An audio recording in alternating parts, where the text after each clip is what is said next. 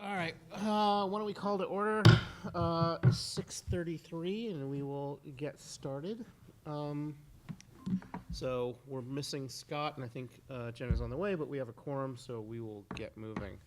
Why don't we start off with public inputs? Come on. I guess not. Okay, so why don't we move to the student report? Addison Patel, why don't you? Sounds like someone's mixing a cocktail. Or that's a Halloween thing.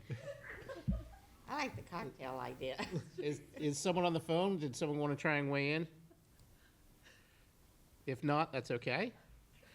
All right, why don't we go to student report? Addison. Okay, so to start off with academic matters, the PSATs for sophomores and juniors was on October 18th. That just happened. Quarter one is ending next Friday, November 7th. And today at the high school, there were a group of people who came in to review the school. It included principals and administration from other school districts that came in and walked around and came into a couple of classes and just asked questions to students and teachers just to administer the school. For fine arts matters, the haunted playground was the 18th. It was 2 Saturdays ago. And Notorious and 12/8, the 2 a cappella groups, are performing at the Fall Fest at Gavin Middle School at 7 p.m. this Saturday. In Wakefield. Yes. And then for athletic matters, there's a lot of information about fall sports. Boys soccer senior night is tonight, and they just won Cal Champs for the 2nd year in a row. Girls soccer senior night is Wednesday. Golf, their record is 1-10 so far, and they won on senior night. And volleyball is 10-1. Field hockey is 7-3. And football, their last home game is this Thursday. And senior night was last week, which was a win against Pentucket. Cheer had their first competition on Saturday, and they scored 2nd place. And cross country is coming to an end. They had their Cal meet this past Saturday. And then for a couple of other things, IDs and student IDs and pictures have been distributed. The football game this Thursday will be Pink Out for Breast Cancer Awareness Month. Homecoming ticket sales are ending on October 31st, and juniors and seniors are having the opportunity to meet with college representatives from different colleges for currently, just like in the last couple of weeks and in the coming weeks. For student work report, I have, this is a project I did for AP Biology. Here, I'll bring it up so you can Yes, please. It is a model of a prokaryotic cell, and we kind of learned about the different functions of the cells, and we were tasked with choosing either a eukaryotic, a prokaryotic, or a virus to create a model of. And so we chose a prokaryotic, which is like bacteria or it's different than like an animal or plant cell. So we chose this one, and we created the model and then created a description of all the different parts and components and what they do. That's awesome. That's great. So cool. Very. Thank you. Anyone else? Does that bring back good memories, Noelle? Of Yeah, no, I love it. I love it. I want to be back in school. I tell my kids all the time. I have it so good. So, a couple of things. First off, I'll do a little other advertising, and Harmonics are also playing this at the Wakefield. Oh, okay. Too. No, you're high school. Yeah. My daughter's in middle school, so So you know. yeah. So what else are you interested in? This is all great, but what else do you do? Well, so outside of school, I'm a dancer, but Ooh. then inside also we have the dance club is starting up pretty well this season, so I'm a part of that, and we're going to be performing at like basketball games and also the Thanksgiving game, the football game, at Linfield, but we'll be performing there. A lot of clubs are going on right now. I'm a part of DECA, and we've had like sign-ups happening for that, so the conference will be in December. What else? Model UN I'm also a part of, and that conference is in January, but I'm an officer of that this year, so a lot of planning has been going on behind the scenes and kind of just getting everything ready for the year. Well, the people that come here are not like bored. Like, Yeah, I'm definitely not bored ever. I have so many things to be doing always. I'm a class officer, so that has been there's been a lot of that happening. And this year especially, we've been distributing T-shirts. We're trying to get people in the grade to purchase the T-shirts for the pep rally, just to kind of have everyone wear something matching to, we're upperclassmen now, so. And then, yeah, prom stuff is starting to come And you're together. active with that. Yep. So that's, yeah. That's awesome. Yeah. Wow. Yeah, you don't get much downtime, do you? No, definitely not. That's awesome. Anybody else questions? Noelle? Well, I'm just for interesting reasons. The dance club, do you still do that with Linfield? Is that? Yeah. Okay. Yeah. So Does yeah. that must be fun to be with, because there are rivals. Yeah, right, sort of. it's a lot of fun. I have a couple of close friends in Linfield too, so it works out because we dance at the same studio, but then like it's cool to be able to see each other for like a school thing too, Yeah. and then performing at the football game, which is both of our teams. It's a lot of fun. It kind of brings us together when Yeah. we're kind of a little bit separated. Very cool. Thank Yeah. you. Awesome. I don't know if this is for you or Dr. Daly, the administrators that were in, was that part of accreditation, or was that just, what was the reason to have all the administrators in the? I'm not sure. Part of the NEASC accreditation today, so we're hosting. The visiting site team is here today. Yeah, Perfect. so, from your point of view, it was just lots of hustle bustle around. Were you on any of the panels? No, but we saw a teacher. There was a teacher who came in, or maybe I think he said he was a principal. Yep. He came in and asked us a couple of questions about he came into our AP World class, so he was asking us questions about APs and the structure of it and how we like it as students, and then kind of comparing it to a administrator point of view. Excellent. Yeah. So they're part of the visiting team that's here from the accreditation body. So that's great. That's awesome. And how do you asked the question, we're going to ask it too. So how do you like the AP classes? How are they going? I think it's good. We were talking about how our school has a limit on the amount of APs that you can Right. take, which some schools don't, I guess. Yep. So it's good. It was he was saying at his school district they don't offer many, so they don't really have a limit right now. But we were saying how it was nice that you could only take one as a sophomore if you wanted to, and because it kind of allows you to ease into things. And for this year, you can take up to 4, which being able to take 1 last year really helped because some schools don't offer them as a sophomore either. So we were talking about how it really helps ease you into taking more challenging courses this year, but kind of not putting too much on your workload, as a sophomore. That's awesome. Yeah, when I was in school, it was unheard of for sophomore to take an AP class. That's amazing. Great. Well, good luck with that. Thank you so much. You are more than welcome to stay because we're going to be talking about lots of interesting things that you're going to be super interested in. But if that's not your cup of tea, it sounds like you're pretty busy. You can take off. Thank you so much. Yeah. Thank you. All right. Continuing business is blank, so I don't think we have any continuing business. In fact, pretty sure we don't. So why don't we get into new business with the elementary school improvement plan presentations, which I think is what you guys are here for. And to someone who's on the line, if you might want to mute your mic, because we're getting a little feedback. All good. Or you can speak up and tell us something, but I think more likely you want to mute. We should probably go over there, if I had to guess.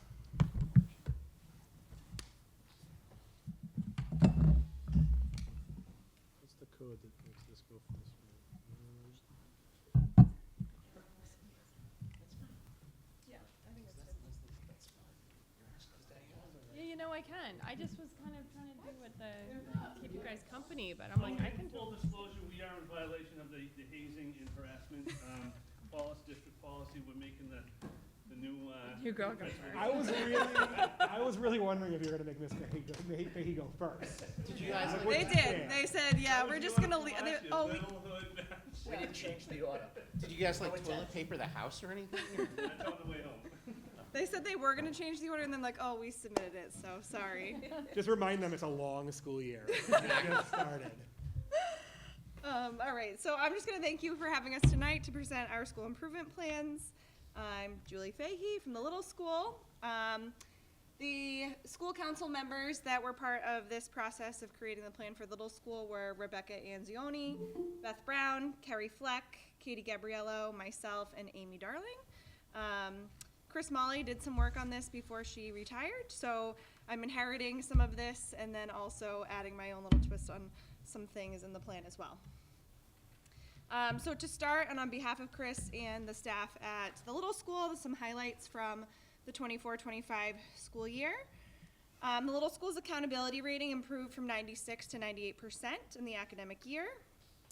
The little school leadership team attended the summer 2025 retreat, so our curriculum leaders have joined us on that retreat to really focus on NRPS 2030. There was a continued implementation of professional learning communities as the format for staff meetings. They read the declarative language handbook, and teachers and paraprofessionals got to engage in book club and discussion around that, and also continued to focus on writing, math, and UDL. They implemented WIN blocks for K-5 for the second year with a focus on ELA, so what I need block, where kids get intervention if they need it or extension. Wit and Wisdom literacy was implemented in grade 2, so now grades K through 2 have that shared curriculum for ELA, and one classroom piloted that in grade 3. They continued to work closely with the PTO to ensure that all events were inclusive and equitable. They offered 4 sessions of Catch My Breath, an anti-vaping program for grade 5 students, which I actually got to visit and watch back in the spring, which was really awesome. The Little School Drama Club performed Alice in Wonderland in 2 performances. They introduced the first annual Little School Heritage Night, which 200 people attended, over 200 people, which was based on the number of passports and stickers that they distributed around the gym, so that was a great success. The first ever Little School Student Council began last year and will continue this year with Mrs. Pepper. There was the 3rd annual all-school field trip where they saw Ada Twist scientists and friends at the Greater Boston Stage Company, and we can thank the PTO for helping to fund that. And finally, in the spring, there was the Reading Incentive Program where children read 83,600 minutes, and Mrs. Molly kissed a pig for the 2nd time in her career. I think she would love to know that that was in there tonight. She's very proud of that. So last year's school improvement goals in ELA, the hope was that 85% of students would meet their typical annual growth in reading as evidenced on their end-of-year iReady data, and 70% of students would meet their typical annual growth in math as evidenced by that iReady data. In student services, it was around that MTSS and that WIN block, and giving students in grades kindergarten through grade 5 the support that they need in both their tier 1 and tier 2 instruction. And finally, diversity, equity, inclusion, and belonging was creating an environment where every student feels valued, respected, and empowered to succeed academically and socially. So the outcomes for those goals, for that ELA goal, the hope was 85% of students will meet their typical annual growth, and at the end of the year, in students in grades 2 through 5, 76% of students met their typical annual growth, and more than half of students achieved stretch growth. So although they didn't hit the 85%, over 50% of students actually reached a higher benchmark than that. Same graph for math. The goal being 70% of students would meet their typical annual growth in math. The number at the end of the year last year was 57% of students, but 30% of students achieved their stretch growth, so again, a higher benchmark.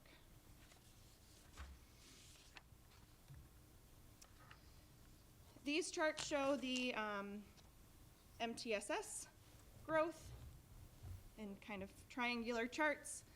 The goal was really focusing on strengthening tier 1 instruction and also then giving students tier 2 instruction who needed it through those WIN blocks. And the hope is that we continue to improve upon that. This was year 2 of WIN, and so we're heading into our year 3, and that's something that we're looking at as a school. So you can just kind of see what the goal was for ELA and for math, and then where we landed. It's kind of hard to see. I didn't have a slide for equity, inclusion, and belonging, but it is in the school improvement plan. And I did want to share that the vocal data, that's a survey the students take at the end of their MCAS testing, reported lots of great data around diversity, equity, inclusion, and belonging. And so I do just want to share that 100% of our current 5th grade students at the little school feel safe at school, say that teachers care about them, and that adults at our school treat them with respect. So I felt that was a really great measure of Did you say 100%? 100%. That's Yeah. awesome. So, and there were actually a few more data points that were 100% as well, but I just chose a couple to highlight, That's a good one. which is a really, I think, significant achievement. So, we're gonna keep that up with our goals for 25-26. So we have developed 4 new goals for the 25-26 school year. I put them into 2 buckets, thinking about NRPS 2025, but also looking ahead to NRPS 2030. We kept our ELA and our math achievement goals the same because we didn't quite hit those targets, and we feel like that's something that we can continue to improve on and targets that we really want to reach for our students. We are going to continue to implement the MTSS intervention blocks in all K-5 classrooms, again with a focus on ELA, but also thinking about ways we can bring that into our math instruction as well. And finally, we're fostering a school-wide culture of inclusive excellence and character development by embedding diversity, equity, inclusion, and belonging principles alongside the 6 pillars of character, which is something that we've already started to do this school year. Our Top Dog Awards will be related to our 6 pillars of character, so that's something that is loved at the little school and will be, first ones will be awarded on Friday. Students that are demonstrating caring and trustworthiness. Any questions before I hand it over to Mr. McKay? Do we want to, yeah, Up to you. Do I want us to wait? And I would say at least start doing questions now while it's fresh in our mind, because if no other reason, I won't remember. So I do have a couple of questions, if you don't mind. Yeah. And this is a good problem to have. If we're at 100% of students feeling safe right now, why not, and you have your goal of 85%, why not up that a little? I think we could. I don't have enough data, I think, to say school-wide. That's just our current 5th graders. So one of my goals is to collect some more data with students K-5 and also families. So I'm interested No, in totally fine. hearing what their thoughts are. One quick comment, and something that we talked about last year, so obviously you would know about it. One thing I really like is we're measuring overall growth, not just one group or another group. It's just let's raise all ships, and that to me is an important thing. So even if you're an advanced student, okay, let's see growth there too. Obviously, it's important that that people are the kids are struggling, they get the help they need, and that I take that as a necessity. But I like to see the fact that it's like, oh, let's see everybody have growth. So I really like that as a goal. So that's all I have for right now, but it's just top of my mind. So yeah. So I love that you're keeping the goals to be at 85 and 70, and that the students met their stretch goal, which was great. And this might be unfair because you're new, but what are you going to do something differently, or what are you going to do to try to get there? I think for ELA at least, I know that we are still in the early stages of implementing new curriculum, and that can take some time. So I'm really interested in seeing, I'm an ELA person, so I implemented the same curriculum starting 4 years ago. So I'm just interested to see like that growth over time, because the more, like our kindergarten, first, second, maybe some of our third have all had that. And so that common language, they say it takes 5 to 7 years for something to really show the difference. So interested to see that. In math, we are going to use our Title I funding a little bit differently. We have a bank of hours, and so I'm not starting our Title I intervention time until January so that we can get more hours in the week rather than maybe only once a week. And also looking at starting those sessions, tutoring sessions for students earlier, so incorporating some 2nd grade students this year so that we're not playing catch up once they hit 4th or 5th grade, but we're kind of catching them now and giving them what they need. So we're going to target both of those. So those are just some ideas that I have. No, I think those sound great. And the most important question, what is going to be your reading incentive if the kids eat their hours? Well, so interestingly, like I said, I am an ELA person, but we have a big focus on math right now, just given lots of different data points. So I'm thinking about a math incentive instead of an ELA incentive. I've seen some out there. I know they've already taped Mr. Knackley to the wall, so that one's out, because that was an idea. But I've also seen a principal get turned into an ice cream sundae, so I don't know. I'm coming up with some ideas, because I'm game for anything that will motivate them to do math or reading, I'm in. Oh, that's fun, I love So, that. if anyone has any ideas, I'm open to them. That was great. I love how you took the data points and really you're structuring your goals for next year in such a clear, comprehensive way. Let's see. I think that she set the bar, guys. I think you made a mistake by letting her go first. That was my transition. Mistake, well done. No, very good. It's like you've Thank you. been doing this forever. It's only been a couple months. Just to, for me, so is there an example for the DEI on some areas that you would want to improve? So you mentioned the 100% scores. Were there areas where you maybe were a little surprised when you saw the survey results that you would look to evolve into this year, or was everything relatively? There were a couple things that were surprising to the staff. We looked at it together at a faculty meeting a couple weeks ago. One of the data points was only 15% of students agree that they help make school rules. So that was just an interesting, they don't feel like they have a lot of say in that. And so we've been brainstorming some ways of how to kind of boost that, that one. But there were a couple surprises, but nothing crazy. Okay. And then, and this might be unfair when we see the other two, so this is what you get for putting it up first. What obstacles would you say, it's a little surprising, I think we may have talked about this last year. What obstacles are in the way from us to have similar growth goals between the two disciplines? Are there obstacles in our way? So we're saying we want 85% to hit the growth range for ELA, but 70% for math. Are there obstacles in the way to allow, I would expect just, coming off the street, why wouldn't that be the same goal for growth? Are they measured differently? Are there obstacles in our way that would allow us from getting there? Because we saw it in the kind of the results too, so I'm just Yeah. curious. Yeah, I think the targets are gonna be based on the results, right? So having, the math scores are a little lower, some of the grades, so that's probably what. Can we set those targets based on the historical scores? So in my presentation, I have to go back to 21, 22 and look at the percentage of that annual growth target to what we gained. So it's really, different schools, different demographics, different students. So we set those targets based on the historical data. But the ELA scores are always higher than the math scores. Okay. Yeah, I find it interesting when you talk, I'm just curious, maybe they measure growth differently. I guess I don't understand the data behind how they do that, right? Because you'd expect, Yeah, this isn't a growth score like an ADCAS growth score, this is a growth score based on where they were to, where the typical, Right. where they Right. should typically be at the end of the year. And so they're trying to get to a certain percentage of that, a certain percentage of students getting to that metric. So, like that. okay. And just as a note, I think it's 60%, I think is their high target for that growth score. So if we use their metric, we would be, well above it. So that's, I think, might be less than 60% in the target growth score. So our targets are high.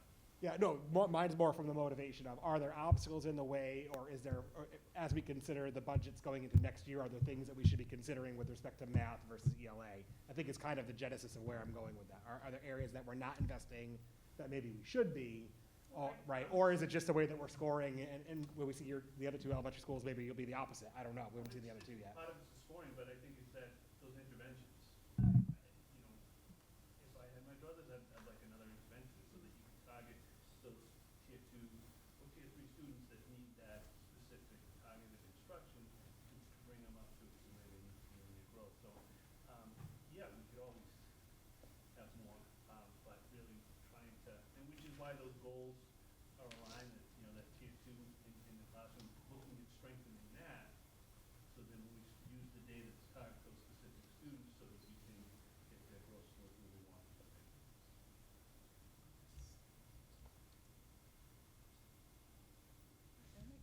You ready? Next. Well done. Thank you. Thank you for having us for another exciting year. Just want to start off with the traditional thank yous for the membership of the School Improvement Council this year. it takes a lot of time, a lot of volunteerism, a lot of listening, a lot of thoughtful questions, and a lot of sacrifices made by these people for, joining and being participatory. So Mr. Perna, Mrs. Adams, Mrs. Marcus, Mr. Johnson, Mrs. Heffernan, and myself. I'm happy this year. It's been years that I haven't had a community rep, so special thank you to Mrs. Adams for helping me find a local community member to join our membership. He is a future dad at the school, so that's also helpful. So he gets to have a deeper understanding of what goes on at the school and how we shape what we do. Highlights from last year. So state accountability score 95. It's the same number we achieved this year, so very excited to land in that high score area. Always proud. Community engagement and culture. We have our traditional fun run every year. That is upcoming this year as well. We continued with our school-wide community meetings. We had 5 SRR, Safe, Responsible, Respectful, and Kind days. The therapy dog program has continued. Family engagement issues, I think last year at our meeting that we held at the school, we talked about a cookbook, and we also talked about creating a traditional survey to gain a deeper understanding of our students and families. And we had our professional study groups on, much like they have at the little school. We have study groups, and we focus on the needs of the school. So we ran social emotional learning, chronic absenteeism, science of reading with distributed leadership, STEAM days, culture responsive practice and family and community engagement. That those 2 bottom ones got combined into one larger group towards the end of the year. MCAS growth scores, so just wanted to highlight some achievements for us there. We had 70% of our students scoring in the very high to high range, so that was a really great achievement for us in ELA. And in math, we had 61% of our students fall in the very high to high range on the MCAS growth scores. Goals for last year was that traditional triangle for the first 2, so to have 85% of our students land in Tier 1, 13% of our students land in Tier 2, and then have 2% land in Tier 3 for ELA and for math.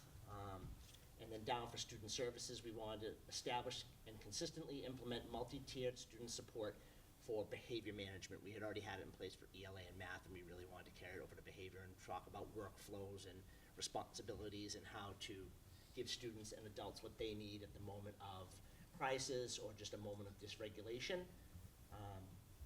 And then we talked about diversity, equity, and inclusion with family and parent engagement, and we wanted to incorporate community voice and implement inclusive practices in our school while fostering a collaborative environment. So the data where we landed, this is based on the iReady data, so in grades 3, 4, and 5. In grade 3, we had 88% of our students meeting grade level expectations, 7% landed in that Tier 2, and 4% landed below grade level for ELA grade 3. In grade 4, we didn't cross any of the thresholds that we wanted, but 75% of our students were on grade level, with 25% 1 grade level below. It's important to note that that was just a challenging time in assessment for us at the school. We did have an event related to some staffing matters, and it really upset that whole cohort, so some of that data is questionable. But I was happy that our students were able to persevere through those challenges, and so were our staff, and we were able to actually have MCAS for that grade level. 5th grade is certainly a highlight. 91% of our students are on grade level, with 6% 1 grade level below, and 3% landing in that at-risk category. Math, some similar data down below, 63% in Tier 1 for 3rd grade, 34% in Tier 2, with 3% landing in that at-risk category. Grade 4, we were happy to see that there were 0 students landed in that at-risk category, and 81% and 19% respectively in Tier 1 and 2. That continued focus on growth, you can kind of see where it gets traditionally better as we go through, with 90% of our students in math landing in Tier 1, 10% in Tier 2, and 0% at risk for those 2 categories. So that's just basically a summary of those data points. Other goals, so we had a multi-tiered system of response behavior. We developed a school-wide MTSS framework with tiered interventions. We really did a focus on kindergarten last year. That was where some of the stuff popped out. and we used that as the model to release it to the whole school this year. So we trained the staff in supportive behavior supports, and we had a nice lesson right outside consultant on restorative practices and how to do those. We're still getting better with those, but we're spending our time learning and continuing to do them, and you'll see that theme as we carry on to our next year's goals. Inclusive practices and equity, we implemented our family traditions and holiday survey. Basically, we really want to know who our students are and how we can support them and how we can learn more about their cultures and their traditions along with them and celebrate them. So we invited our families to share holidays and special traditions, and basically just wanted to create that inclusive environment through acknowledging them in our classrooms, and ongoing equity focused professional practice with a SEAM coordinator for equity, diversity, and inclusion. And then as you look into the school improvement plan, our goals this year, we actually changed up our academic achievement goals for ELA and for math, and we really wanted to focus on how do we teach that top 20% of students. We've spent a lot of time in the past here advocating for special education teachers and how do we deal with students in Tier 2 and Tier 3. We feel like we have a mastery on that. We continue to push forward with those data points, but we really want to focus on our professional practices around those top 20 students, particularly in those win blocks that we have. Yeah, we really want to get better at teaching them and leverage their scores. So we're going to be taking their data points and trying to leverage them, and I'll report back next year on how well that goes. Restorative practices, again, is that theme, so we did an initial training, we did an initial release into the school community around what restorative practices are. Now we need to learn to live and breathe it every day, and you know, it's so easy to be reactive and focus on that punitive discipline and not focus on where is that learn from the experience for a student. So again, all of us as a whole school community need to focus on that and get better, so we built that right into our school improvement plan. And then we want to continue to foster an inclusive environment by honoring diverse cultures. And we spent a lot of time, oddly, talking about dietary restrictions and how they impact the lived experience in the school. So it was kind of like this light bulb for us that we needed to spend some time with our professional staff as well as with our cafeteria staff and learning about what is a restriction for a certain student based on a holiday, so we wanted to focus on that.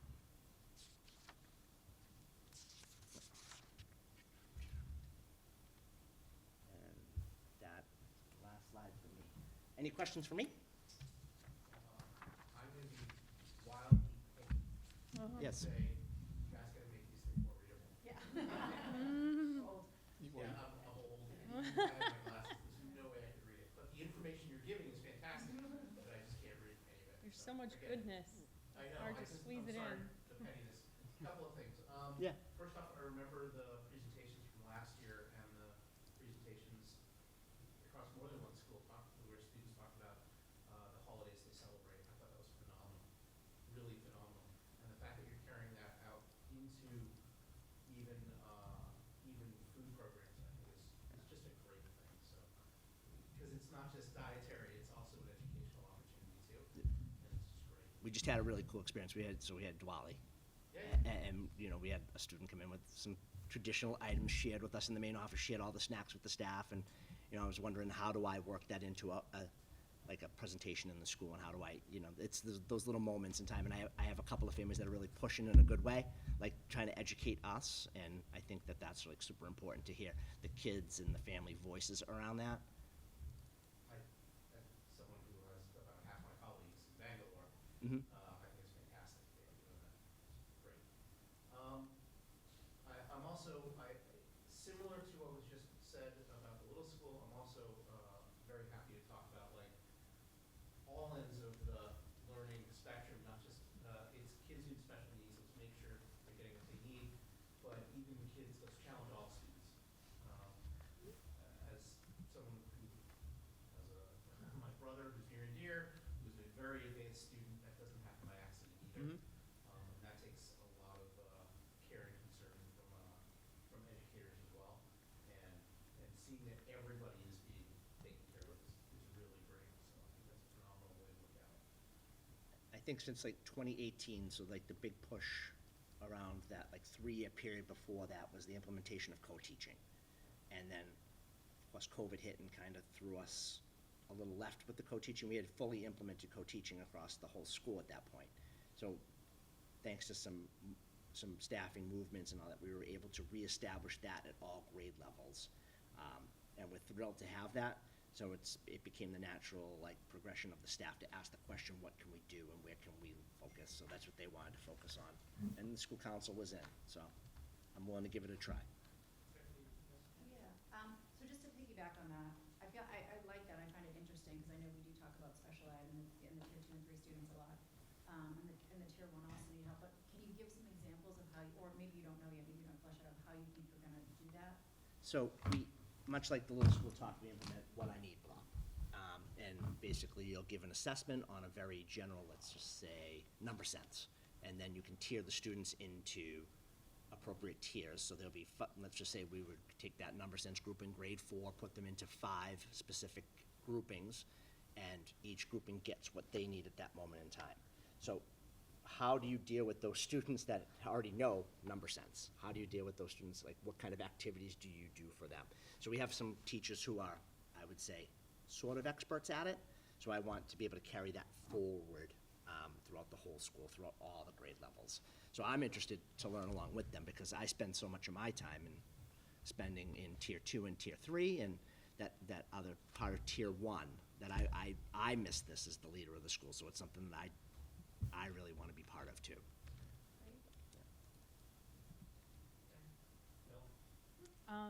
On the slide where you had the moving from tier 1 and tier 2, I just was, a question about that, because it looked like the table, yeah. It looked like there was, as you got towards the end of the students, elementary career, 5th grade, it looked like an improvement, and something that Julie, and I'm sorry, how do you pronounce your last name? Fahey. Okay, Julie Fay. Okay, I did. There was another last name.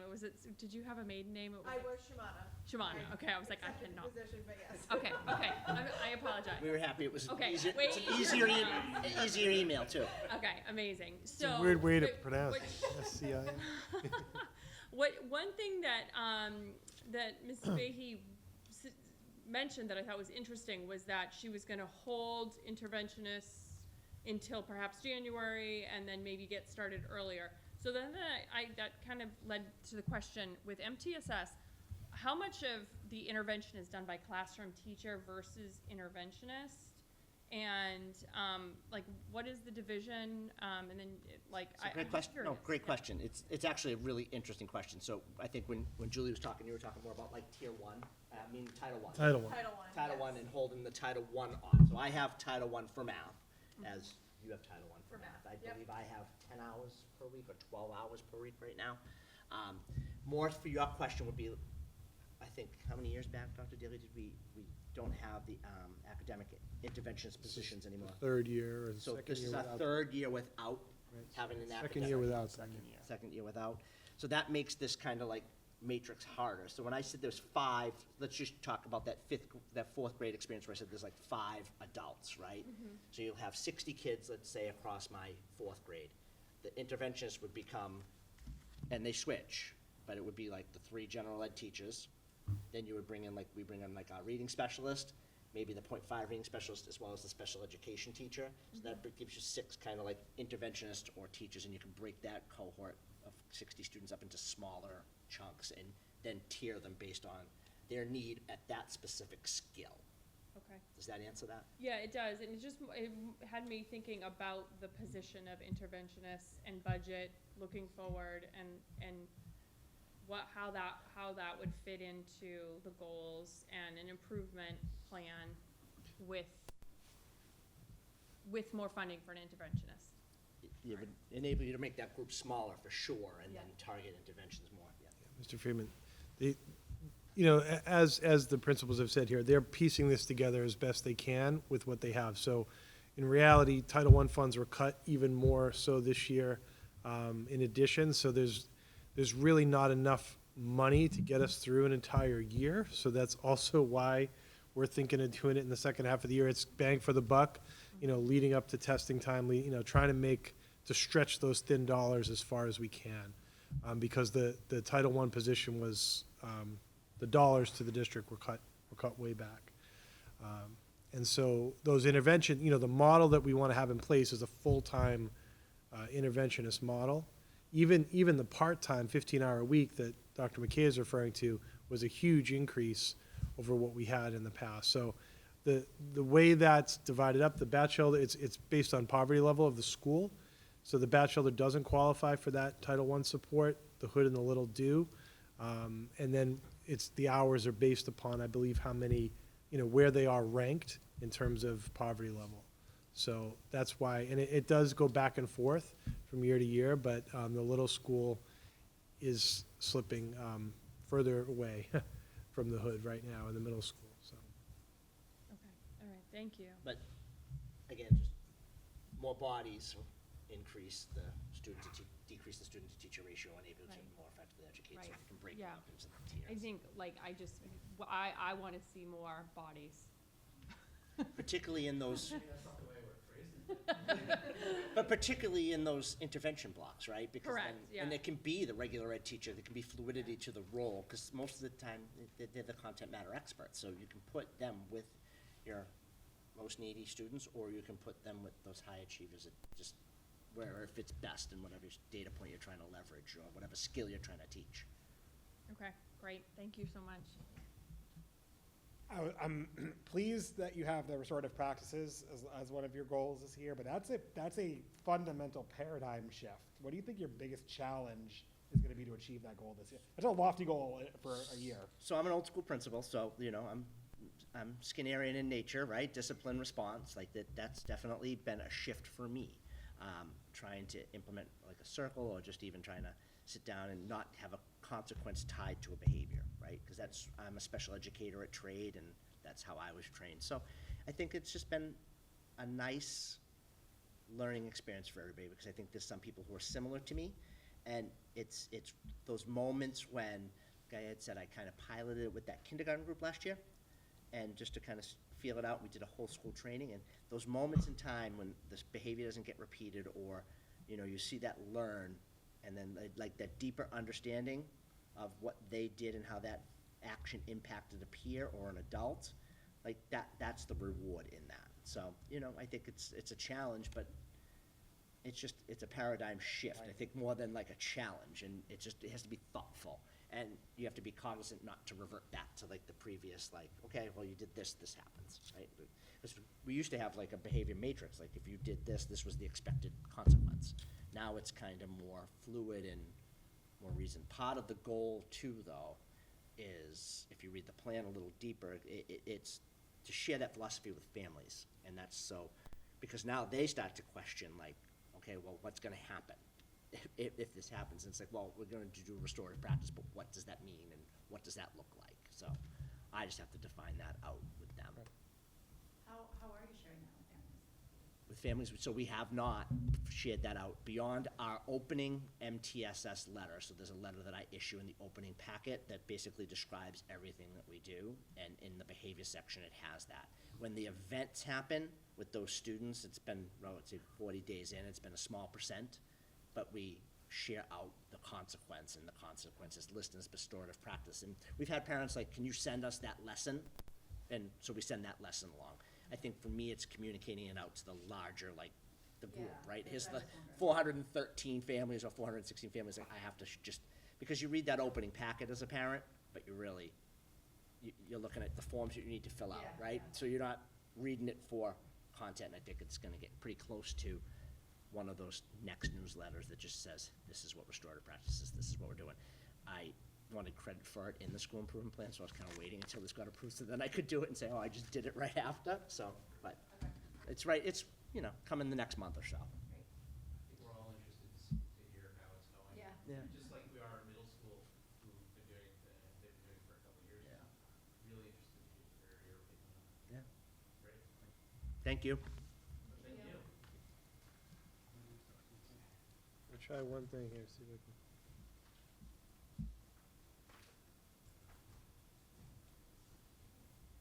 It's working for me. Just trying to make it a little bigger. but- I think we're fighting the tide on that one. Bigger prescriptions, right? Well, Why it's thank not in you. the front row. Right. Thank you for your time tonight and being here as we present our school improvement plan goals. It's, you go back, and talk about Ed Eval and talk about whatever you do, it's nice to be able to reflect on a school year or a season or what have you, and really look for areas to improve based on what you have done in the past. So I'd like to share a few things with you tonight. The goals that we've set for the upcoming year. I'm pretty excited about a character development program that we've started this year. I actually brought some gifts, so I'll pass those out at the end. But my school council for last year and coming into this year, Katie Britton is a parent representative. Catherine Fay, who is now a first grade teacher, is a faculty representative.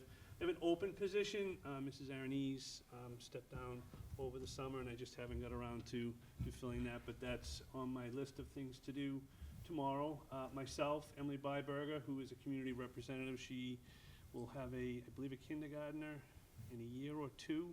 So similar to Dr. McKay, it's nice to have that perspective outside of the community, but someone that's soon going to be a Batch Bulldog. And then Suzanne Callan is my second faculty representative.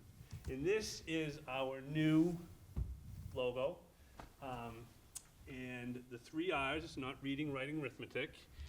It is respect, responsibility, and relationships. And I'll talk to you a little bit more about that when we get into the goal setting for this year. But those are our new Bulldog core values. It was an area that we identified that needed to be updated and changed. So we're really excited about some of the work that we're doing with that character value system.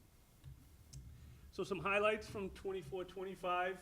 A state accountability report indicated that we achieved an accountability percentile ranking of 99. Again, that we hit that target again this year, and that's really the work that all the faculty and staff do every day. Couldn't be more proud of the work that they do and humbled to actually have that accountability ranking for the second year in a row. Additionally, we were recognized as a super stretch school based on our iReady scores. And again, that was this year as well. The representative sent us an email a little bit earlier. The Thanksgiving food basket tradition for the food pantry, I'm not sure when Mr. Colleen started that, but it's a tradition that he handed over to me when I became the principal, and really it's such a rewarding experience for our students. And I just actually sent the email today about how this initiative really aligns well with our new Bulldog core values of respect, responsibility, and relationships. And we were actually just highlighted in a recent article in the Reddings magazine. I'm not sure if anyone saw that, but we got a little blurb about our Thanksgiving food boxes. I can't say enough about the parents' organization and the parent involvement. Our volunteers, they have family social, enrichment activities, back to school family night. They had the trunk or treat, end of the school year party, the fun run that we just had a couple weeks ago, sponsoring field trips, in-school enrichment, assemblies. We had some pretty amazing assemblies last year. We had 4 reaching the target goal in the fundraising. Lucky the leprechaun from the Celtics came in, and kids were pretty excited about that. And just really that level of cooperation. We made some changes to our end of year 5th grade events. We had, for the first time, I believe, an in-person moving on ceremony. It was just wonderful, and it was really something that was very well attended, and something that we're going to plan to do again this year, just to make that transition away from elementary school a little bit more special. I think most of you here, we did the school committee presentation on the Winter Games. I think actually some of you came in and enjoyed some of the activities. So we had our first annual Winter Games, which we are going to continue this year.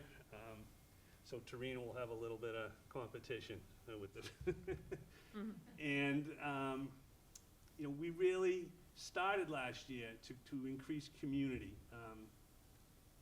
based on the recommendation of and when I say that, it's just to get everyone in the building to know each other, know them by name, know them by face, and not just in passing. So we've done a lot of planning and have a number of events coming up, even to how we sit now at assemblies. We just don't sit by grade level. We've put, and I don't think we've officially called them yet, but we have 6 dog houses.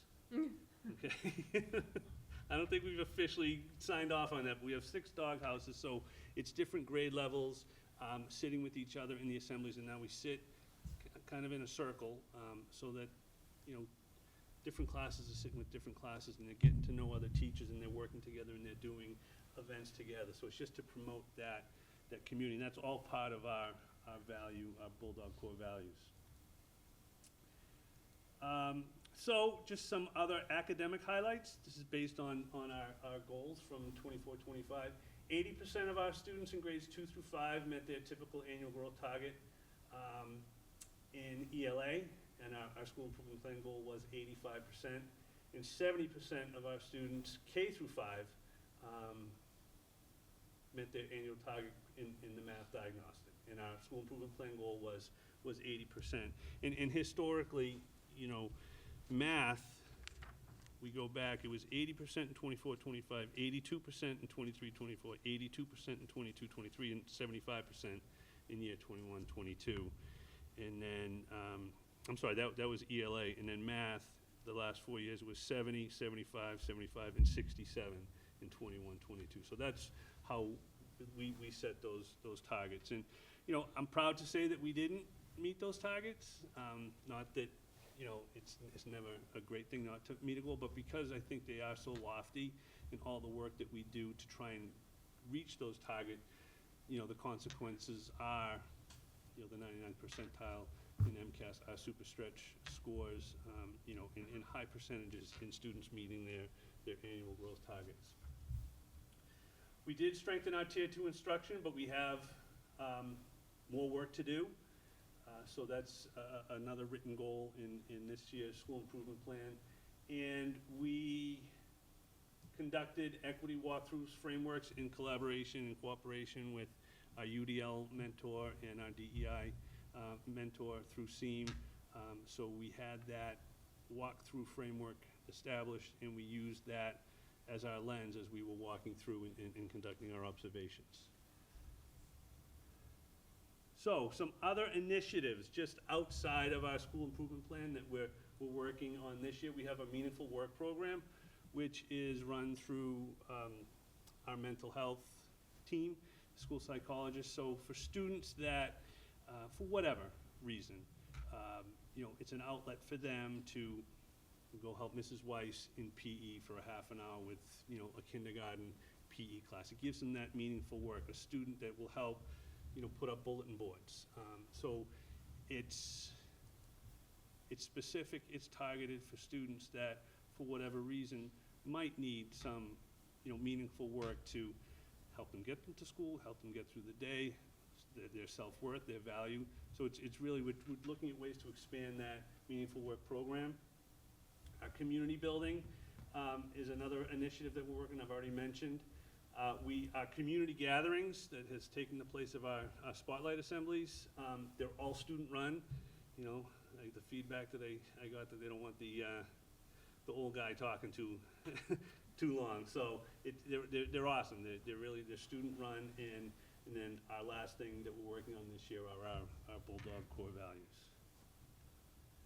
So this was just a chart for our reading scores last year. So you'll see that, you know, 80% of our students met their typical growth, even though the target was 85%. And then on the right side, it shows our stretch growth. So 58% of our students met their stretch growth, which is a metric that iReady uses based on that beginning of year score of what their stretch growth would be. And then the green bar graph, line graph, that just shows that 94% of our students were at or above grade level in iReady reading. And in math, it's the same chart. 70% of our students met their typical growth, 42% met their stretch growth, and we had 92% at or above grade level. which leads to our 25, 26 school goals. Our academic goals are gonna be the same. I really think, you know, when you're looking at all of our students, you know, you talk about the high flyers and the students that need a little bit of extra support, it meets them where they are, and we wanna get them that, at least that year's worth of growth. So I really do like those goals. Our tier two, we're gonna continue to work on our tier two. We're gonna fully implement evidence-based intervention programs for tier two reading and math.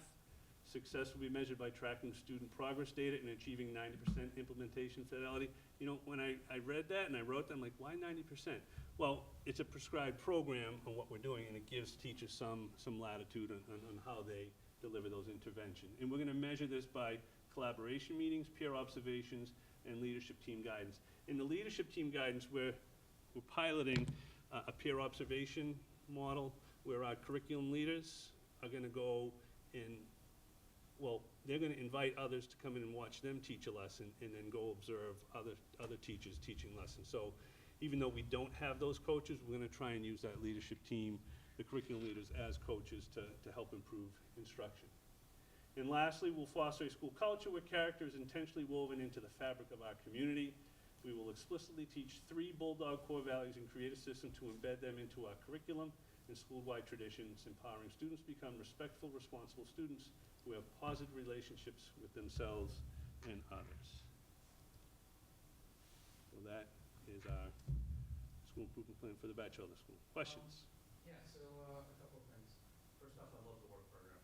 I think that's fantastic to get kids more motivated, like you said, just maybe that extra little push. Mhm. And a little skin in the game for kids who might need it. I think that is a phenomenal program. And again, I'm curious as to, like, how do you measure whether that's working? How do you? You know, maybe you can't, but I don't know. it's different for every student. I mean, the example that jumps to the top of my head was a student that was having difficulty coming to school. Right. And he really enjoyed PE, and we paired him up with Mrs. Weiss, and, you know, it got him to come into school every day. And, you know, when we talk about relationships, he had that relationship with Mrs. Weiss, and that was his incentive to come to school. And he set a goal, right? It was from 4th grade year, he wasn't so great attendance, and last year in 5th, he, you know, set a goal to, well, not be chronically absent, which is that 10% threshold, and he met that goal, and it was great. And just the feedback that we received at the end of that was pretty powerful. Well, knowing that attendance, I mean, remembering last year's numbers, attendance was certainly an issue I think we were concerned with, and I think that's great mitigation strategy, so that's fantastic. A couple of other things, and one thing that I'm gonna ask everybody here, and maybe it's not fair for this meeting, maybe it's next time's meeting. Is there a correlation or, I'll ask you a couple of points. Is there a correlation between the iReady scores and the MCAS scores? And/or do you feel one is a better indicator than the other of achievement? And/or are they just showing different things? I know that's like 7 compound questions, but like, how do you feel? So about- both assessments are based on the standards. They're built to judge the standards. And there is a crosswalk between iReady and MCAS, and it is a very good indicator as to how students will perform on MCAS. So in our mid-year data, when they take the iReady in January, we'll look at that, and we'll look at where they fall on that crosswalk and what specific standards they may be lacking in, so then that's when we'll use those tier 2 intervention times to target those specific skills and standards. So they really do work hand in hand. I mean, just having gotten my daughter's MCAS scores in, and I know we're gonna do analysis of it. Yeah. If I could, just correct me if I'm wrong too, the tests different in their style. One is, the way the iReady test works, it keeps challenging. If you get this level right, it gives you next level, gives you next level. So it can actually measure where you are, you know, currently, whereas the MCAS test measures you only against the current standards for grade level. And the MCAS is really designed more to show how the school is doing against the curriculum, whereas the iReady gives you really robust where your student is. Which is why I asked that last part of like, is there a preference? I mean, Yeah, it's the two together is why we got iReady to begin with. They complement each other well. fair. Because you can test out at, you know, 6th, 7th, 8th grade level. You know, that's what iReady's able to do. And when, Dr. McKay's talking about that top 20%, how do you push them? How do you push them? We had a math group that Laurie Johnson was teaching 4th graders. She was teaching them 6th grade math in 4th grade. And we had a book, it was a book club for, it was like, I think 8 5th grade students last year. Miss Callan ran that book club, and they were reading, an appropriate text, 2 grade levels above what they, where they were. So it was a 7th grade, text that they were doing a book study on. So it allows us to, specifically target the students where they are, and, either give them what they need or push them a little bit further. Well, if you start teaching them how to handle it, let me know. Okay. No, that's great. Yeah, just to piggyback up, Jeff, to the Meaningful Work program, I think that's amazing. How many kids are doing it, and what's the criteria? And is it the classroom teacher that decides, or Mrs. Hydorn, or like how does that work? It's all of that. It's the classroom teacher might, report to Ms. Hydorn or Mrs. Ribb that the student is struggling for whatever reason, and then we'll put our heads together and come up with a way to incentivize, support, even if it's just a break, just to get out of the classroom for whatever reason they want to come down and do a bulletin board or deliver mail. So it's an incentive to help. Okay. And I would say last year,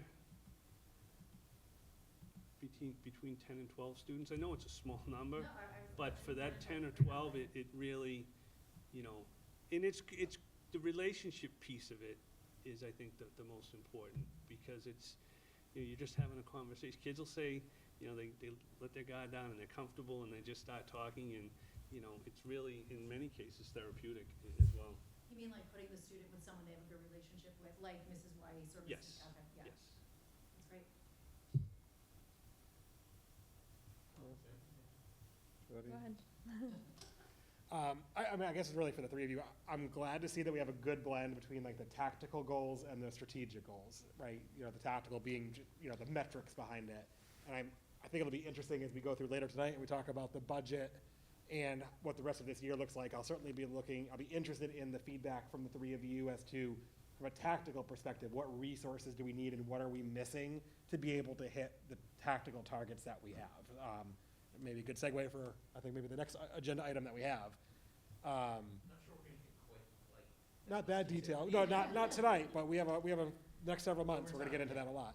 But then from the strategic perspective, I'm glad to see the diverse array of strategic things that, you and your school communities have come up with that really, really what's been proven is when students feel safe, when they feel included, when they feel like they belong at the school, then that helps the tactical even without those supports in place, right? When they want to be in school, when they feel safe in school, when they understand and they understand what their peers are, what's bothering them, it helps them, and I think we're seeing a lot of that evidenced in the tactical scores. So, I think kudos to the three of you for really engaging with your communities and having three distinct ways of meeting the needs of your school communities, because I think that will help from a tactical perspective as well. And we're not just focused on the numbers. I think a lot of people are always focused on the numbers. What can we do to get the numbers up?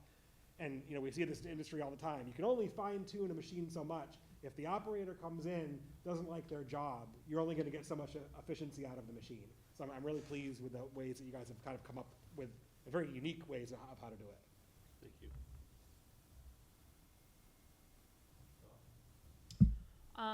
I was just again struck by the program, because actually my daughter benefited from that. I don't know if you remember, with going and helping in art class, and so I'm really happy that you've continued that, and I'm really interested to see. Maybe when we get to come visit the batch, the dog houses, the dog pounds, like I'd love to see a little of that in action, like maybe a dog house can Yeah, come. we just, we had a subcommittee meeting today after school, and, that was thrown out there but it's just a way outside of that classroom to get different students, different grade levels, different ages together so that they can form those relationships and like you say, feel comfortable in school and. Well, and I think it will also help, like, if you're kind of building these connections throughout a student's school career, because if they know someone who's older who then goes on and does something, and you know, when it comes to middle school time, it's someone they can reach out to as a support, or high school and that type of thing. I think it's really good building like a community network. Yeah, I can give you a specific example.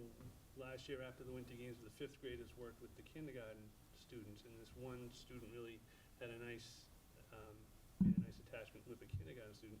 The kindergarten student was having some difficulty on the bus. Just by chance, they were on the same bus, so she sat with her kindergarten buddy on the bus and was able just to help her through that difficult time, so. That's good. lovely. Very good, thank you. If I could, just one thing, any other questions or just? I was just gonna comment overall that, you know, first off, these presentations are fantastic, thank you. And really echo what Tim was saying, that I really like the balance between metrics and the metrics driven approach, but also it goes beyond that. And I know we pointed this out last year too, that again, Tim mentioned it, it's good to see different approaches to the same problems. Partly because you can each take off of each other, we can learn what's working better than something else or not, or you know, you're each succeeding knowing your own students and knowing your own schools. I just love the approach of what you guys are doing, so and deeply appreciate it, so thank you. So just at the risk of stealing Mr. Clean's thunder a little bit, you know, he and I worked on a press release, just grade 5 science, we were #1 in Massachusetts on MCAS scores, exceeding or meeting expectations 92%, exceeding expectations #1 at 46%. For ELA, #1 in Massachusetts again at 87%, and for mathematics, we were the 4th highest in Massachusetts at 80% across the 3 schools. I know they'll say it's all the teachers. I think, you know, we give a lot of credit. Our 5th grade teachers obviously are great, but that's a cumulative score. It's everybody from grade 3, 4, 5, from pre-K 1, 2 to get everyone ready to get there. But the leadership at the top, and Julie can take some of the credit, but she's stepping into a lot of this. But Dr. McKay, his stability being there for 15 years? 18 years, okay. And Mr. Maloney, who's been there, this is start of 6, right? Start of 6. Yeah, so that stability, the leadership, you know, when Mr. Clean and I go and meet and we talk about goals, no one in this room is sitting there saying, you know, we're at the 99th percentile, we're at the 95th percentile, right? They're all coming up with ways that we can continue to do what's right for kids. They're finding the kids that need that support, and they're elevating. And it's that culture that brings us to where we are, and we're very, very proud, and we want to celebrate. But they don't rest. It's like the minute that happens, they're right back to trying to figure out how we can keep supporting kids. So I just want to thank them publicly here in front of everyone. So great job. Never give enough, and that's deeply appreciated, thank you. And by the way, the leadership doesn't just stop with them, so Dr. Daly, Colleen, it goes throughout the entire school district. The entire district has that culture, but you guys have definitely shown it, so thank you. Thank you. If there was a bigger audience, we would clap. Very well, thank you, appreciate it. Those MCAS Great job. scores are amazing. Incredible. Thank you. What do we have here? All right. Might only be 17. Who designed the logo? It's great. I did, You did? with some help from AI. Wait, A little bit of help. is AI in the right policy yet? I gotta check the policy now. Hey, nice job. A little bit of help from AI. Dr. Daly, do you need us to stay? You're welcome to stay if you'd like to, but you're all same message we have for the So students. fun. Love it. Oh, this is awesome. Great job, everyone. Thank you. Thank you. Thank you. Have a great night.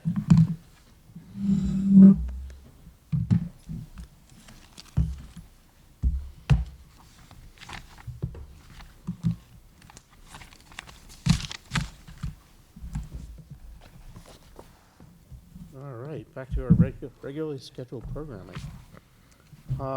Okay, next agenda item is the fiscal year 26. Mr. Maloney just reminded me, technically, we need to do a vote to approve the school. Oh. Right.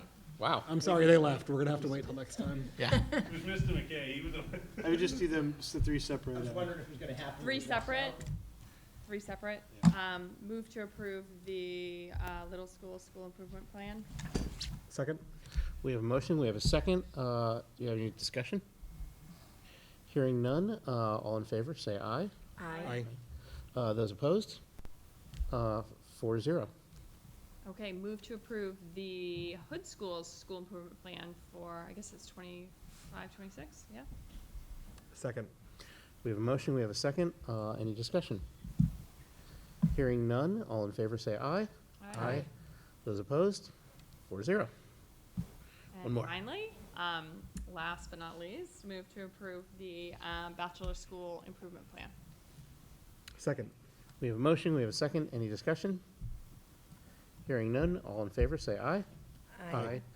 Opposed? 4-0. There you go. Thank you. Thank you. Formality. Okay, why don't we move to the next agenda item, the fiscal year 26 budget update. Mr. Connolly. Great, thank you. So in your packet was the FY '26 October budget report, which essentially is in the typical format that we have been presenting. It reflects activity through both expenses and payroll. It typically presents, everything is trending for the most part as we had forecasted or budgeted. We were able to take some steps, as we have typically done at the end of fiscal year 2025, through prepaying special education tuitions. This has certainly helped and will help us address some unanticipated costs as we move through this school year. And there's always, in this kind of the most sort of unpredictable line item, there's always going to be some unanticipated cost that arises throughout the school year. So that's why you're seeing some balances in that account as we start the second quarter of the fiscal year. There also continues to be certainly a trend of some rising need to provide some academic support and tutoring for special education students, and those have all been encumbered and enclosed in the report. We have seen some maintenance areas pop up, and the need to kind of dip into the extraordinary maintenance line for certain projects, but everything, nothing to date that we haven't been able to address within our budget. The instructional expense accounts with the supplies and professional development and technology are all being encumbered and moving forward as we had forecasted at the start of the year. When we look at payroll, we're continuing to monitor our payroll accounts. We have seen the need to hire some leave of absences, to fill some leave of absences with some long-term substitutes this fiscal year, but certainly nothing that is outside of what the trends have been or what we had forecasted. But it's always an area when we look at our payroll budget and to continue to monitor that line item and that trend to see how things are progressing. But to date, through the first quarter and the beginning of our second quarter, as we enter October, and we are trending how we had forecasted. Food service program, as we normally do some updates, continues to perform well with the universal free breakfast and lunch. And we continue to see a large percentage of our student population, over 70%, take part in the program. So really through through the first quarter and the first month of the fiscal year, there's always costs that come up, but I think we are in good position to address unforeseen costs this year with some of the steps that we did take as we closed out fiscal year 2025. That being said, I'll just open it up to any questions about fiscal year 2026. No, it looks pretty much in alignment with what we've been talking about. Yeah, there's all Unfortunately. new drivers. Yeah. We'll continue, I'll be meeting with Cynthia Conant in the coming weeks, so we'll continue to kind of just monitor, special education trends and what's happening and anything that could be on the horizon. Yeah, I think that's the one that is the big question mark to me, is that trend gonna continue? Right, so I think that's what we'll have to really stay close attention to. There's certainly been, maintenance areas that have come up, but, right now, nothing sort of out of the ordinary that we don't sort of haven't been able to address with our building maintenance budget or extraordinary maintenance line item, but it's always an area where we'll have to continue to pay close attention to. And the other area, and this is more for people that may or may not be listening, is, and this is not something we'll know right now, but healthcare is gonna be a big deal. And the reason I'm saying that is we changed providers. We got an extraordinarily good deal on that, but that's not a well we're gonna be able to go back to consistently. In fact, I would expect that to be a big hit this year as well, unless you think differently, but I'm guessing as the year goes on, that's gonna be a hit to us as well. But I don't have any other specific questions on this. I don't know if others do. Yeah. Just on a couple of them, we're showing a balance of 0, so I guess regular ed transportation, do we think that's optimistic for the commitment? I mean, or do you think that are we right on the hairy edge from a budget perspective? And I guess same question for custodial services and gas and oil. We're not showing a negative balance, but we're certainly, so, we're gonna be up against it from a commitment perspective. We'll be, with the regular ed transportation, that's somewhat of a fixed amount. We knew we were gonna be this year with the 12 buses, this being the last contract year of that rate, so we've encumbered the amount, we know what we're gonna pay for the general fund, we know what the offset will be, so that's really sort of a fixed line item. So we'll end that year with a 0 balance. Did the user fees account for what we expected to when we were? Yes, they did, yep. So the user fee, the revenue, it brought in some additional revenue, we met that benchmark, exceeded it a little, very slightly, so we'll be okay. We'll be okay there. With the utilities budget and the gas and oil, the 0, so we always encumber the full amount, and then we kind of monitor that, and we enter each gas, oil, and electricity out monthly on a spreadsheet and analyze that trend and the usage data to see where we're at, and there's gonna need to be an adjustment to that. Right now, it's trending sort of how we've forecasted and what we had budgeted, but we'll continue to monitor any changes to that. We'll hope for a nice warm winter. Yeah, exactly. Any other questions, thoughts? No, thank All you. good. Okay. Thank you. Great, thank you. Excellent. So now we're on to the first reading of policy JBCF, middle school pathway exploration. Dr. Daly, do you want to lead that, or policy subcommittee? Not sure who wants to take that one. I'm happy to share. So this is something Dr. O'Connell's worked on quite a bit. This is coming from a mandate from the state. There are some changes to career and technical education pathway explorations. We laid out at the bottom of this, I shared with you just the model template, which is what we use from the Department of Education. Unlike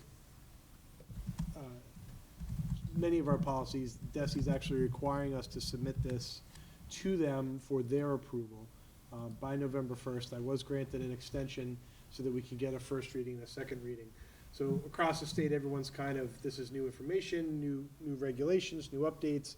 This was one of the requirements that came out. So we followed their policy, included all of the essential pieces. Dr. O'Connell's been working hard not only to draft the policy, but to implement many aspects of it in our practice. So we've had an increased number of presentations and visits from our cooperating schools, the vocational, the VOC, Northeast Metropolitan VOC, as well as Essex Tech. And we're working on some other pieces, including the site visits as needed. So this is the draft that she has developed.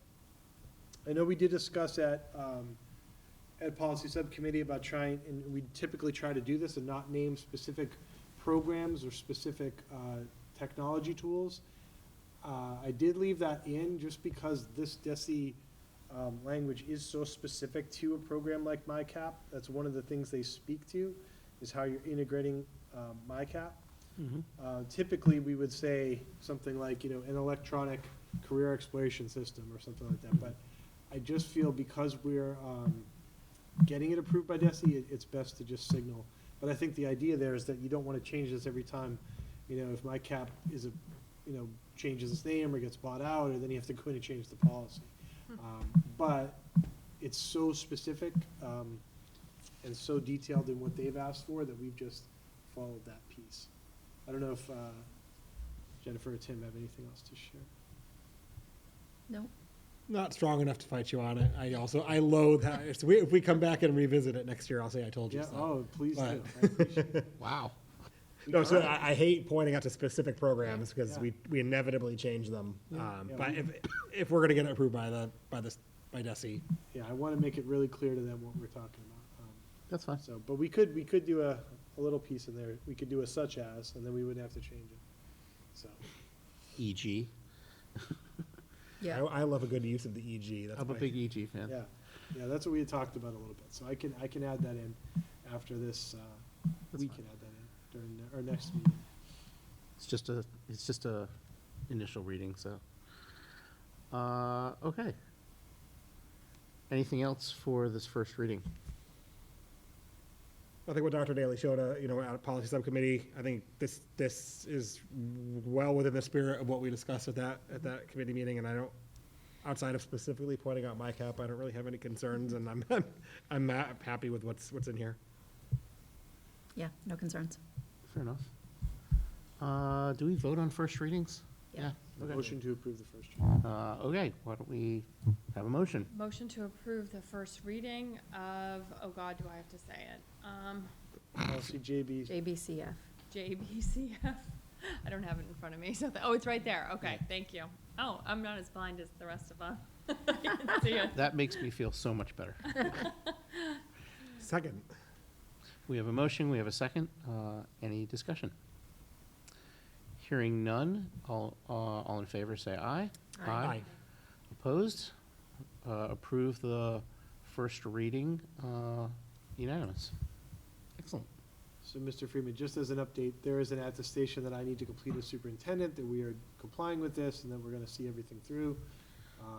And then it gets submitted through a portal, to the Department of Education. So again, I had to request a waiver through that portal to delay it from November 1st to November, the day after our next meeting. Is that the 9th or the 10th or something? But we will get that in on time, and they have approved that as of today. As an inside joke to my own company, I'm happy to write your attestation. I do it all the time. Okay. Why don't we go on to routine matters with the minutes for the September 29th executive session. All right, I'm scrolling down here.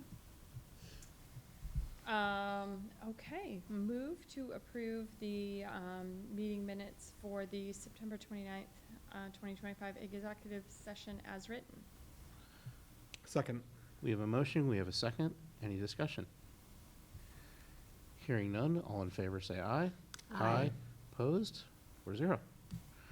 The September 29th, 2025 open session. Okay. Move to approve the meeting minutes from the September 29th, 2025 open session as written. Second. We have a motion, we have a second. Any discussion? All in favor say aye.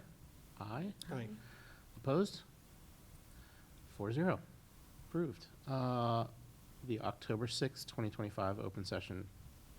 Okay, move to approve the meeting minutes from the October 6th, 2025 meeting, open session as written. Second. We have a motion, we have a second. Any discussion? Hearing none, all in favor say aye. Aye. Opposed? Approved 4-0. There really is a rhythm to it. Okay, I don't know if there's a further budget update beyond what we Well, just. it's the same. Nope, that was covered earlier. That's right. Do we have a staffing update? I believe we do. Yeah. Dr. Daly, do you want to cover? I will, just very quickly here. Just wanted to share, we have new hires at the Batchelder School, Miss Heidi Budrick for building substitute, Jennifer Lanzillo, food service lead, and Danielle Lockhart is a new payroll specialist for the district. These are all replacing current vacancies, not new positions. In addition, we have Mr. Jim Tremblay is retiring from the district after, I believe, 30 years or so. Wonderful. In his role as custodian. And Miss Jean Russell, also as a food service worker, is leaving the district as well. There you go. Excellent. Bids and donations. Okay, only 4 this week. I know. Last time was a That watershed. was a marathon I know. last time. All right. I move that the school committee vote to accept with gratitude a donation of $400 from the North Reading Touchdown Club to be used towards the Chuck Carucci dedication sign. Anyone? Oh, Second. second, sorry. Jeg wins that one, for the record. We have a motion, we have a second. Any discussion? Hearing none, all in favor say aye. Aye. Opposed? Approved 4-0. I move that the school committee vote to accept with gratitude a donation of $357.50 from the E. Ethel Little School PTO to be used towards transportation for the kindergarten field trip to Smolak Farm. Second. We have a motion, we have a second. Any discussion? Hearing none, all in favor say aye. Aye. Opposed? Approved 4-0. I move that the school committee vote to accept with gratitude a donation of $210 from the E. Ethel Little School PTO to be used towards transportation for the 5th grade field trip to Ipswich River Park. Second. We have a motion, we have a second. Any discussion? All in favor say aye. Aye. Opposed? Approved 4-0.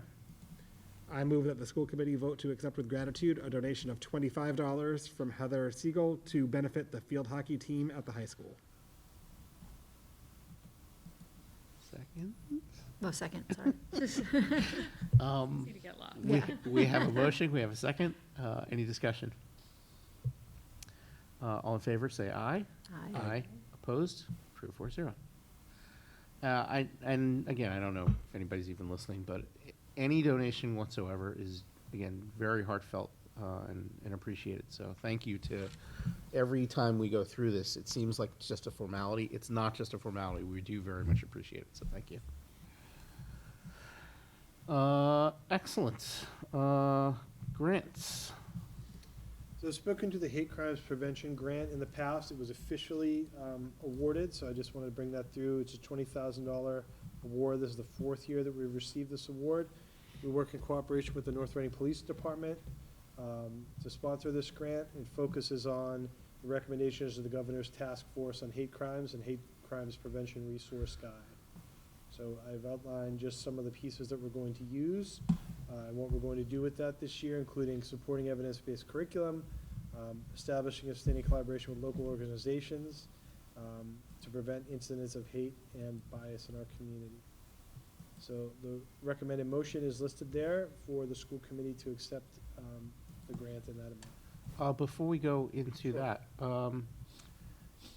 who actually wrote the proposal for it? Who actually worked on it, if you don't mind my asking? This grant, Mr. Clean and myself, right? So the reason why I'm asking that, again, for anybody who might be listening, these things don't happen by accident. We don't have a special grant writer where other districts and other towns have that sort of thing. That type of thing happens through our administration. It's just an unseen or maybe underappreciated example of how we raise revenue into the town or get revenue into the town through our existing resources and our existing people. So thank you. Thank you. It's, again, very much appreciated. We have a handful of others that are on the, Yeah, I didn't mean to Verge of being- exclude others. Yeah, It's yeah, just- I just wanted to use that as an example. no, I'm saying a handful of other grants that are on the verge of being approved. The governor has sort of approved some of those pieces. We have, Awesome. in addition to those grants, we also have some earmarks that we're very fortunate to receive. And we'll update you as soon as they're official. Perfect. Yeah, and where I was trying to break in and was mistaken, is to say, it's not just those two. There are others that work on this as well, and their work is very much appreciated as well. Anybody want to hit the motion, the recommended motion on this? I'll do them. Okay. Move to approve, the acceptance of the hate crime competitive grant from the Department of Elementary and Secondary Education for the amount of $20,000. Second. We have a motion, we have a second. Any discussion? Hearing none, all in favor say aye. Aye. Opposed? Approved 4-0. So overnight trip request, doesn't look like we have any at this None at this time. Any social media? Did we, have we already posted the MCAS? Yeah. Stuff, yeah. That's from the last meeting. I'm terrible, I should have noticed that and should never have had to have asked, so Come on, I tell you to apologize. Follow at NRPS I know, right? Jeff, on the Exactly. socials. No, that was shared from the last meeting, and that might be it outside of coming to our meeting, which we're not gaining the traction there, so we're gonna get there. We're gonna get the followers to get there, but, We need some spicy topics. I know, right? Maybe we Spicy don't. topics. Maybe we'll do a cooking show too. That'd be, There you go, that's spicy. Get some viewers. exactly. So I don't know if there's anything from the school, improvement plans that we wanna highlight. Happy to do that, or we can wait until, I know we have, some more meaty topic, on the 10th with them Yeah. that's coming up. Yeah. Yeah, MCAS is the one that's the big one. No, that's fine. We don't need to belabor it. That's fine. Why don't we go on to subcommittee updates? So it's funny, I thought we went through this. So the finance planning team was October 3rd. And, you know, most of that was prep for the town meeting, which was just really a few days later. I don't recall much else beyond. I can't remember if it's the beginning or the end of the meeting, you know, I think, It's fabulous. the what? No, fabulous. Fabulous. Yeah, that was awesome. You know, the other discussion, I think as we expected, right, we went over the cash receipts going into this Right. year, right, and if you recall, the budget that we approved, right, a lot of the reductions on the municipal side were a lot of the previously cash-generating items, right, a lot of overtime, things like that, that was removed out of the budget, so we are not seeing, as we get our receipts in, our cash balance is not as high as we've seen in previous years. Not unexpected from the budget that was passed. Nobody was really surprised by that. And you really start seeing the revenues coming in, tracking to that. If you think of that bar chart that has been shown by our financial planning team over the last couple of years of the revenue versus the expenses diverging apart, we're absolutely seeing that through the first quarter of this fiscal year. Yeah, it's always tough at this early stage of the year, the fiscal year, to really say, oh, this is what the gap is gonna be. But there will definitely be a gap. Right. We don't know what it is, but it's happening. And it's really, Tim accurately said, it's pretty closely tracking to what we thought even a couple of years ago. So that is obviously something that will need to be addressed. Is obviously something that's going to be a larger topic in the fairly near future of what we're going to do about it. But you know, we're not being cagey. It's just difficult to say what the final numbers are going to be. But it's definitely not looking pretty. So that's not a happy note, but it's a reality note. I don't have anything else on that. The Fine Arts Subcommittee. Dr. Daly, I was looking, I don't see the agenda for the Fine Arts Subcommittee meeting, and I was actually sitting in urgent care with my daughter listening, so I don't no. remember anything. She's fine, just, Okay. she jumped too high and landed funny. But, And October 7th was a while ago now. yeah, and so I was listening, but I wasn't taking notes, and now I don't see an agenda, so if you could be so kind. Sure. So, yeah, we welcome Mr. Campabasso to the meeting as well, in his new capacity there. We talked a little bit about the storage drama. They're looking to have an additional storage container for middle school equipment. And so we're looking to have a second trailer. We we sort of designed that, I was pretty clear that there's not room for 3, but we did make room for 2 when we built that space. And so Mr. Connolly's working with them now to try to identify what that could look like for some additional storage up at this area, I believe, correct? Correct. And we talked about the calendar of events for the year.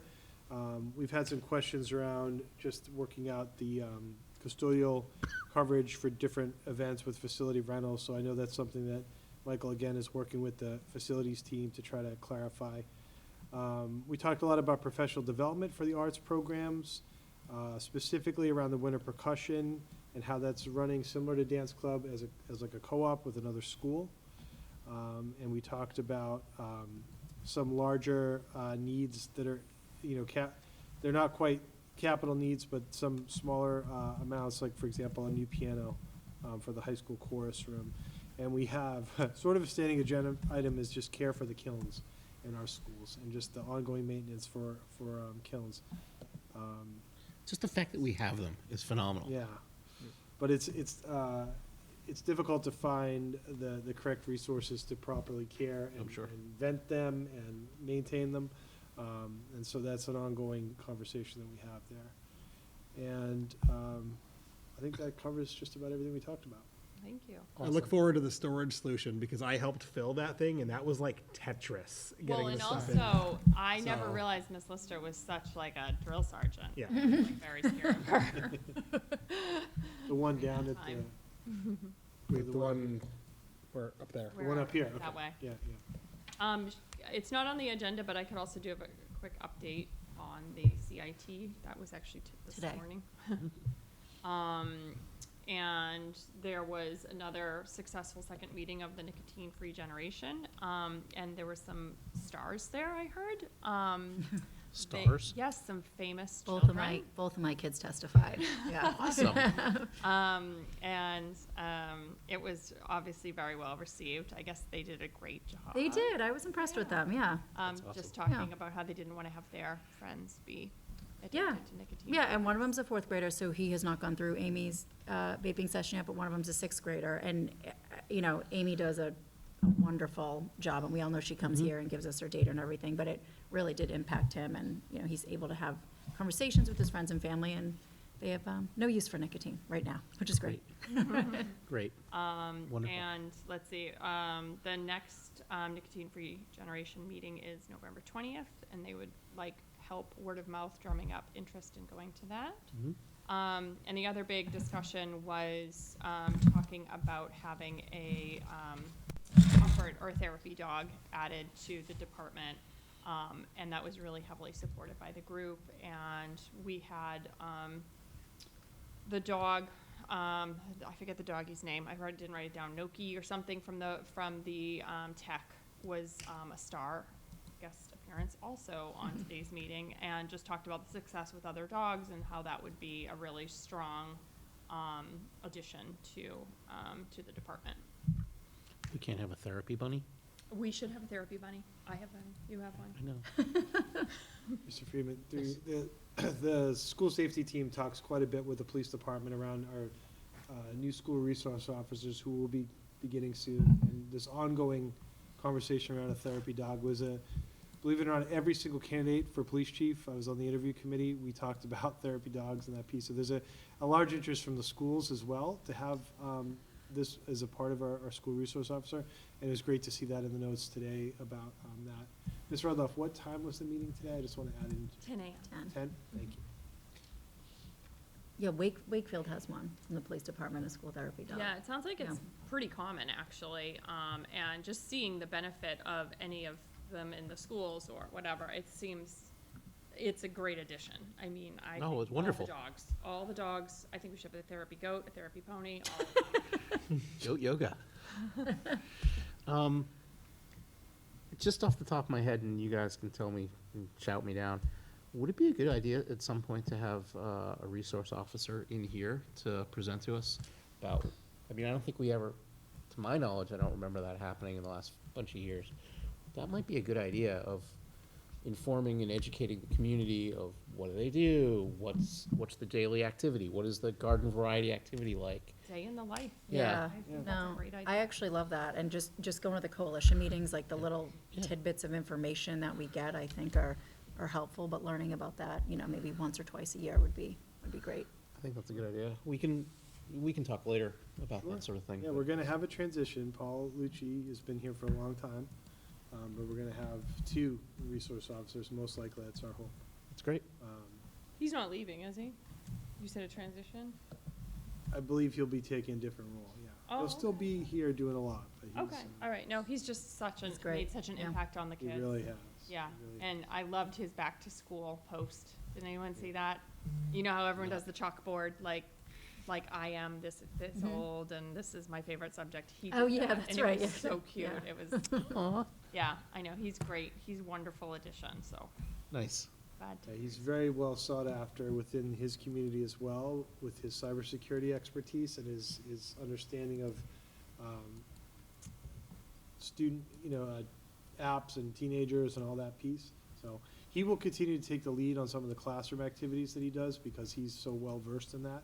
Yeah. While others transition, but there are 2 other officers that are now trained as SROs. And our thought would be to have like someone maybe middle school batch, someone else high school, little hood, so that they can get more of a presence as a little school. It's really too much to do for one person. And he's not, they're, we don't have a full-time employee, they're an employee of the police Right. department. Mhm. So they're also juvenile officers doing the stuff for the town, so. I think it's so valuable to have, and I think it's great to have even more, because just to have somebody interacting with the kids and friendly Agree. face, thing like. I mean, it goes back Trusted to community adult. relation. Yeah. It's valuable in many ways beyond just, Building trust. yeah, beyond just the obvious safety elements. It's great. And hence, I'll come back to, I think it's a good idea to inform the community as to the true value and the overall value that adds. Again, we can talk offline about that. Okay. We should, Jeff, we should probably add, we did have a policy subcommittee meeting in there. I did. It's- We added in? I did add now. He's been Oh, you're doing- typing while you've been Right. talking. I'm looking at I thought I was looking at the line. I'm seeing it change real Oh, yeah. time. I'm not anymore, okay, I must be offline. now. Costume's optional. And Noel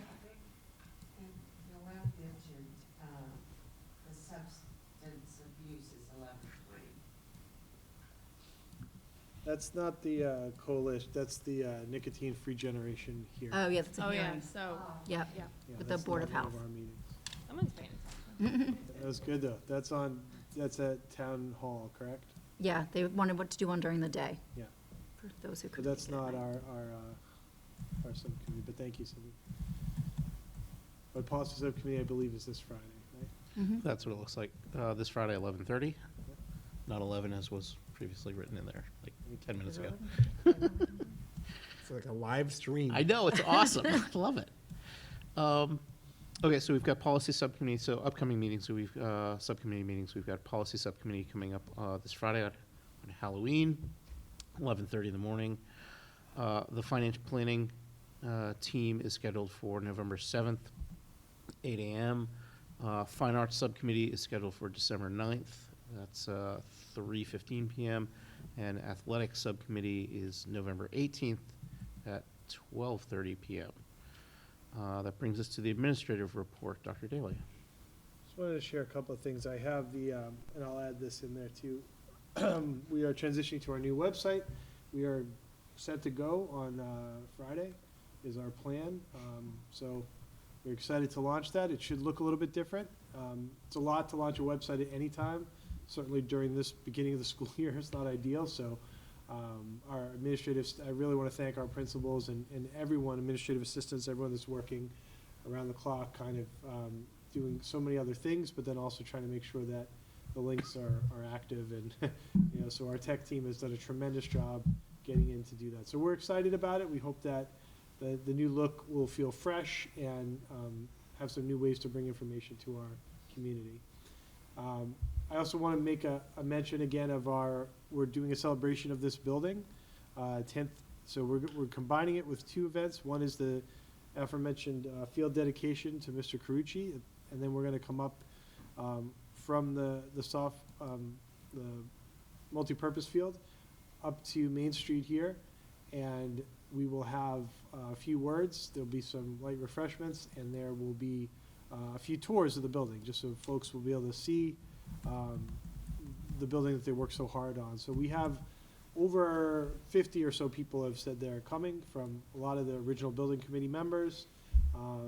My apologies, I know, Officials. I wish I could go, but I can't, I'm sorry. So, but I am excited to have everyone here to see sort of the fruits of their labors, 10 years into the building, but in some ways, 15, 20, 25 years into their vision. Because it took a lot of time before then to get there. And Mr. Carucci, as you know, was also the secondary building chair, so we're gonna celebrate both in the same evening. Just some updates here. The Batchelor School did a wonderful job with their evacuation drill. They had Mr. Surratt present his Our Hero show, and they've just given an update about their upcoming Veterans Day Assembly. Hood School talks about everything they've been doing in the October and into November with their programs. There's a staffing update and some great dates they're very much looking forward to. Their STEAM night and their Veterans Day ceremony. And Dr. McKay will have an article in the newspaper soon about their upcoming STEAM night. Little School, as mentioned tonight, they are working with their new school motto. And they have their Scholastic Book Fair that they were completed, and they're looking forward to their first round of Top Dog Awards. Middle School did a great job of just sharing some updates here with what their garden has built, and just the safe space, both with the photos and then also with what they've been doing outside. And so this just looks wonderful here as well. In high school, we have our NEASC accreditation team in, as we spoke about earlier tonight. Dr. Meyer, my joke has been, you will never have to be a first-year principal who has to go through accreditation within the first month of your job ever again. But she's done a phenomenal job of stepping into that. And it's really the team that Mr. LaPrette and Ms. Alonso have assembled. It's all teacher-driven, and so it was a pleasure to meet with the host today. But the high school really is in a great place with their work. So every other report, I'm trying to do this collaboratively, so it's a little bit different. I think you get a little bit more insight.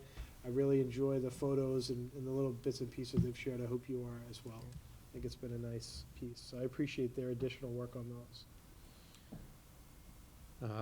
I noticed the 150 tulip bulbs.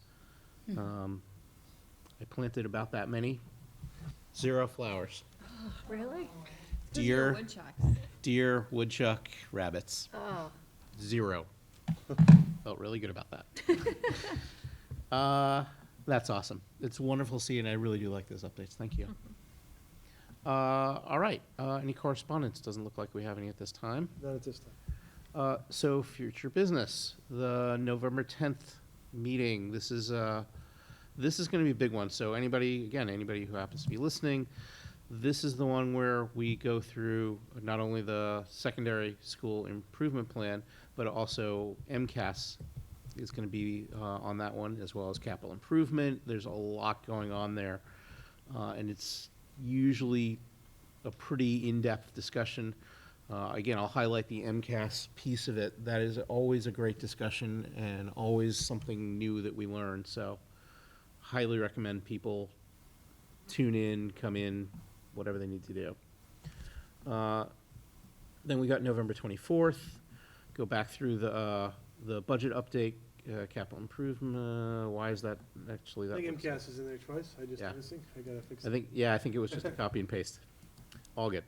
Well, the capital improvement plan vote is that night, but the Right. capital improvement Yeah. I think Right. is in there. Got it. Okay. And then December 8th, we've got yet another meeting. Here we go. Awesome. Anything else? Am I missing anything?